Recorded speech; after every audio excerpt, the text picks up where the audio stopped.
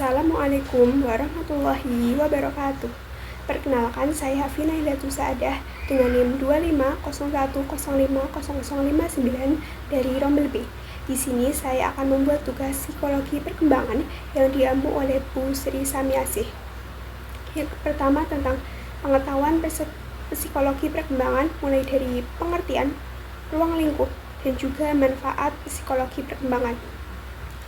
Psikologi perkembangan adalah ilmu yang mempelajari perubahan dan pertumbuhan individu sejak lahir hingga akhir hayat, baik dari segi fisik, kognitif, emosi, sosial, maupun moral. Ruang lingkupnya meliputi perkembangan fisik dan juga motorik, perkembangan kognitif, sosial, emosional, moral, serta pengembangan bahasa. Manfaat mempelajari psikologi perkembangan adalah agar kita sebagai calon guru memahami karakteristik peserta didiknya sesuai tahap usianya, sehingga kita dapat memberikan pembelajaran dan bimbingan yang tepat. Yang kedua, tentang pertumbuhan dan perkembangan. Pertumbuhan itu sifatnya kuantitatif, misalnya perubahan tinggi badan, berat badan, atau ukuran kepala. Sedangkan perkembangan bersifat kualitatif, artinya tidak bisa dihitung dengan angka. Misalnya peningkatan kemampuan anak dalam berpikir, berbicara, dan bersosialisasi. Contohnya pada SD, yaitu anak kelas 1 yang semakin lancar membaca dan mulai berpikir logis. Dan itu adalah sebagai contoh perkembangan. Yang ketiga yaitu ada tahap-tahap perkembangan individu. Dimulai dari masa pranatal atau sebelum lahir, masa bayi, masa kanak-kanak, masa kanak-kanak awal, masa kanak-kanak tengah atau usia sekolah dasar, masa remaja, masa dewasa awal, masa dewasa madya, atau masa lanjut usia. Setiap tahap memiliki ciri khas dan tugas perkembangan yang berbeda. Yang keempat yaitu konsep kecerdasan. Kecerdasan adalah kemampuan seseorang untuk berpikir, memahami, memecahkan masalah, serta beradaptasi dengan lingkungannya.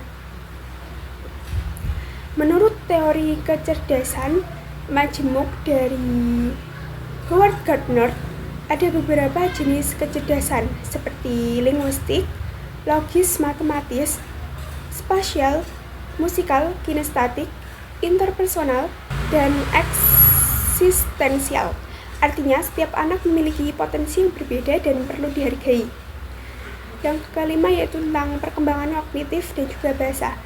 Perkembangan kognitif berkaitan dengan kemampuan berpikir, mengingat, dan memecahkan masalah. Menurut Piaget, anak SD berada pada tahap operasional konkret. Akhirnya mereka sudah mulai berpikir logis maupun masih pada hal-hal yang nyata. Sedangkan perkembangan bahasa berkaitan dengan kemampuan anak memahami dan juga menggunakan simbol-simbol bahasa untuk berkomunikasi. Pada anak usia SD, kosakata anak berkembang pesat dan mereka mulai mampu berkomunikasi secara efektif dengan lawan bicaranya. Yang kedua yaitu ada upaya guru untuk menstimulasi perkembangan kognitif dan juga bahasa.